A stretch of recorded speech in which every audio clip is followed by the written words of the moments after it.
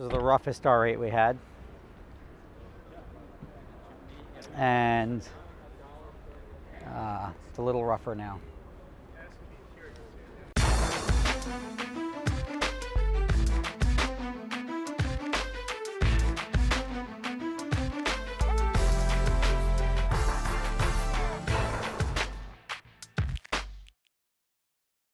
All right, erectile dysfunction is something, it's a very serious topic. It affects a lot of people, but it's something a lot of people don't tend to take seriously, and they let it impact their lives much more than they should. Well, that's where today's video sponsor, Roman, is here to help.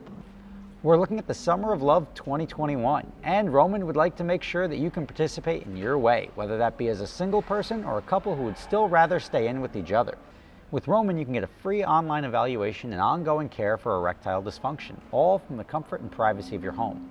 Roman Ready equals confidence, and it's the confidence that you need to know you can rise to the occasion in that moment. A U.S. licensed healthcare professional will work with you to find the best treatment plan. If medication is appropriate, it ships to you free with 2-day shipping. The whole process is straightforward, convenient, and discreet. So go to GetRoman.com/love. If prescribed, you're going to save 50% off your first month of ED treatment, and you're not going to look back from there. So you want to have confidence and be ready when the mood strikes this summer? It's time to be Roman ready. Click the link in the description. All right, renting exotic cars is not easy. It's something that there's so many companies doing it, and there's a lot of people that don't really have companies, but they're running more of a hustle, right? We've experienced that. Every horror story you hear, or most of the horror stories you hear, is because somebody is not concerned about running a business. They're concerned about extracting as much money as out of like their customer as possible. Whether it's charging them too much for damage, giving them a different car, overbilling them for mileage. There's 100 different ways people get taken. Now, with my travel company, Adventure Drives, I'm always concerned when we go overseas because the laws are not on our side. When we got screwed by the guys out of Florence, we ended up having to essentially walk away from a lot of money because it wasn't worth trying to sue them in Europe because the laws are completely on their side. As an international company or customer trying to sue locally, you're sort of SOL. That's like code for S out of luck. And that's what we ended up doing. So now I'm always very cognizant of this going forward, and renting cars, especially with other people's money, or suggesting that I make sure that I vet these companies. I do my best to make sure that we've got a good experience coming up. But there's always that hesitation where I'm like, all right, fingers crossed.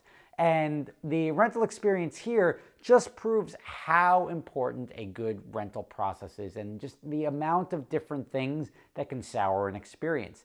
Now, we got to we got to France, and my main concern was that the cars were going to show up. How did I vet the company? Well, on top of everything, there was definitely a language barrier between me speaking my only English and them speaking like French plus a little bit of English. I can't hate because I can't speak any other languages, so for me to say they don't speak English well it's not a valid complaint. However, we tried to go back and forth, and I was very clear. I'm like, just be very clear. Like, is this what you're trying to tell me? But there's still that language barrier. But at the end of the day, the cars did show up. The rental process to actually get the cars killed me. It was like 3 hours to sign off on these cars. The payment, it was so maddening. Their app, all right, let me see your license, and they got to enter it all in the little keypad and enter. It was just, we had whatever it was, like 8 or 9 cars from this one company, and it took forever. And we half of us ended up missing our opening dinner. So we had to have the opening dinner for half the group, then the opening dinner for the second half of the group. Since I was the rental car guy, I wanted to make sure every rental car was sort of signed off properly. I ended up standing there, so I didn't even make the welcoming speech. All this stuff ended up going sideways because of the rental cars. And they were supposed to be there at 5. They show up at 7. And by the time we actually got to dinner, it was 10. So we went on the drive. We had a great time, and we experienced lots of cool places in Europe, including this place. See this cafe? Yeah, we went there. That's cool. That's in Arles, France, and it was just outside of Marseille. And we did that on the way from Barcelona up to Marseille before we went to Geneva. So that was very cool to actually I recognize that place. Now, there was other stuff in the way here now, but it was definitely there, and it was definitely cool. So here we're going to pick it up with us returning the rental cars. When you rally, there's going to be a little bit of damage we had caused, and the key was to make sure that we weren't going to get screwed by it, because when you get screwed by companies, they love to upcharge on damage. They love to like crush you. Even Sixt out of Germany crushed me on the wheel damage. They charged me $1,700 for a wheel, and then when I asked them for the wheel just for curb rash, they wouldn't even give it to me, and they ended up charging me $1,700. If my credit card insurance didn't pick that up, I would have made a much bigger stink out of it than I did. But Shivam ended up renting from Sixt in Germany, driving it to France, doing the trip, and then driving it back to Germany. And let's just say he caused a little bit of damage. We'll get to that in a little bit.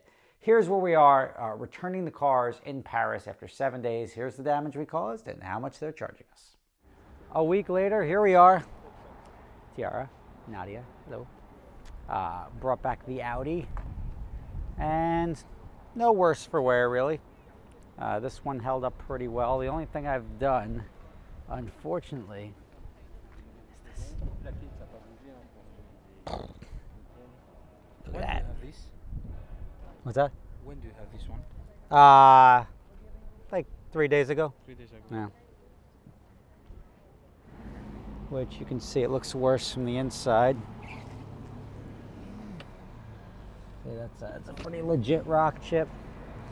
And then, like I said, as we were pulling into the farm outside of Barcelona, let's call it rally stage, we scraped underneath here, which isn't, again, a big deal. That's something they're just going to refinish. But he showed me the photos. I was satisfied that the damage did transpire either by a valet or myself on this trip. And yeah, so I paid for it. 500 euros for the two. But this car was good. It was served me well. Nice interior. Did just about 3,000 kilometers. What is that? Button? Is it a button? I wonder what this belongs to. Whatever. Fiat Abarth. Modified. Stick shift. Did well. No damage. Audi R8 also no damage. Did well. Now this one, can't say the same. This was the roughest R8 we had. And it's a little rougher now. We've got parking stump here, something yellow. So that's just going to be that little trim piece down there. And just a little bit of paint work on that lower rocker. And a little love on the front bumper. The wheels were already damaged, or at least partially already damaged.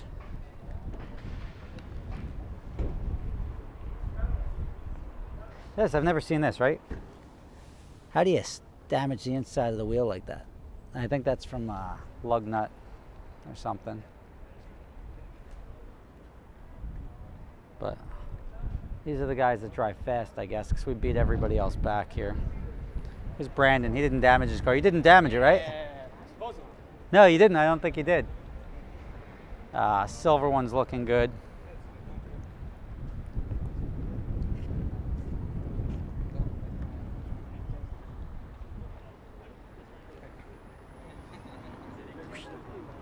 So let's see, we're waiting on one or two more cars, actually 3 or 4 more cars to get back.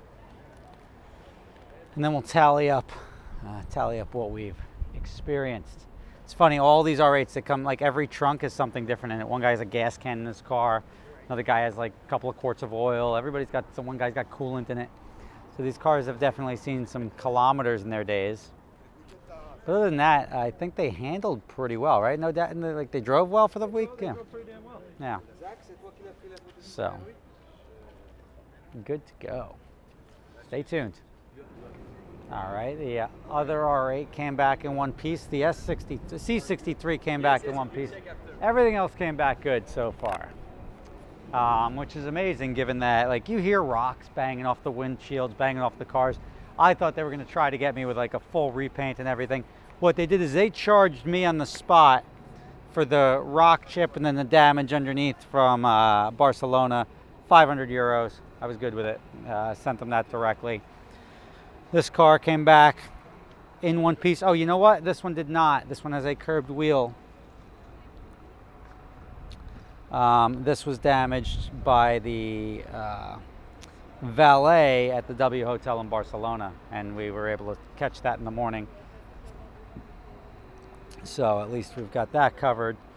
And the damage here, this is why I got the business card. They went in, I showed them photos before, and they acknowledged the damage, so they're going to take care of that. This is what 500 euros looks like, obviously. As I said, a little scrape there and a little scrape underneath. These are all through one company. The GT2 RS, the Pista, the 430 all came from a different company. But the rest of the cars all came back, no damage, or whatever the damage that was existing is still on the cars.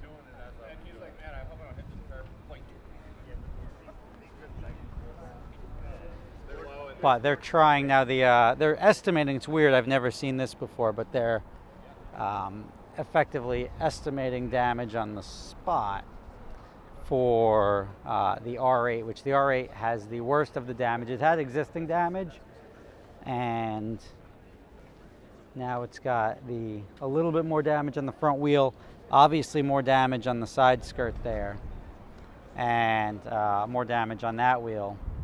And they're looking for just 5,000 euros, which is 6 grand, which is a bunch. Now, this was definitely damaged before, this side skirt, but now it's a little bit more damaged. But again, not unreasonable given the caliber of cars. And the only thing that sucks is, like, this is where I'm in a sort of a tough spot, because when I have a car and I give it out and say the car's got a damaged wheel, like, let me see if any of these are damaged on this side. See, like, this wheel is damaged. So that's got to be refinished, right? So I charge the first guy who damages it. And if it's like got reservations on it so I can't get it fixed between rentals and somebody else damages it again, I don't charge them. I just let them go, unless they do something that like bends the wheel or requires a significantly greater repair. But we're waiting on, I think we got one more car from this company, the other RS3, the yellow one, and then we'll take it from there. So stay tuned, and I will show you what Shivam did to his car, because we're going to try to fix it before we give it back to the rental company. Because last time we rented from this company and I curbed the wheel, they charged me $1,800, and I was not happy about that. Right? Right. Wasn't there, but that sounds correct. We did. What did we do? Bingo. So Shivam did the same thing. Shivam did the wheel damage, and he did the lower splitter damage, because we were sort of both rallying our way into Barcelona at the same time on the same dirt road. And even though Marina sent us a message saying, like, go slow on the dirt road, I'm like, Quattro. And I'm plowing through, and I just nose planted, and I'm like, going slow confirmed, everybody, so you should all go slow. So I think I saved a bunch of other bumpers, but I sacrificed myself and Shivam's at the same time. And Shivam and I, we then extended the car rental, because I'm like, there's no way you're going to pay $1,800 for that wheel. I don't feel like dealing with it. We ended up having our photographer who lives in Frankfurt bring the car back, get the car repaired. It's costing us 600 euros to get the front bumper and the wheel repaired. We're going to give them back a car that they can't charge us for, because I guarantee that will be a $4,000 or $5,000 repair through Sixt. And even when you get the insurance through Sixt, there's a deductible, so we'd be responsible for the $4 grand no matter what. So I just saved myself another $3,000 there. Rob Ferretti, just realized there's so much that goes into a rental company, and I guess into a rental experience, especially with luxury experiences. My rental car process, when you come get a car from me, you could be in and out in 5 to 10 minutes, right? Like, if you give me the insurance, you give me your license in advance, which we did. This all goes so seamlessly. You take photos. I'll even take photos before they get there and say, see the photos? You can see the background. This photos were taken here, time stamped. Here's your contract. Sign here, here, here, here. Payment's done, and you're out the door. 5 or 10 minutes is acceptable. Anything beyond that is just absolutely maddening and sort of ruins the experience. It took an hour and a half to check these cars in, and part of it was that they were coming back, but these guys were super, super thorough, which I'm okay with, because if we damage the car, we're going to pay for it. I was a little nervous about the rock chip. Some companies get very nitpicky. I was very fair, the amounts that they were charging. Even the R8 was a tough one because the amount that they charged for the R8, and they were all over the place. The one R8 wheel they charged 400 euros for. The damage to another Audi wheel, they charged like 100 euros for a wheel. So like, you gotta pick and choose the battle. And same curb rash. The fact that there was curb rash on both of the blue R8 wheels, and he did more curb rash, and then that carbon splitter was already damaged, but he did more damage. It's super tough because I know they charged somebody else for it. Now they're charging another customer, so they're essentially double dipping. It's really weird. I mean, how they can spitball and charge people on the spot and be like, yeah, give me 5,000 bucks, and this is good. Now they're good. They sent our security deposits back. We're in the clear as far as everything's concerned. We've settled out with them, which is very interesting that they settle out on the spot.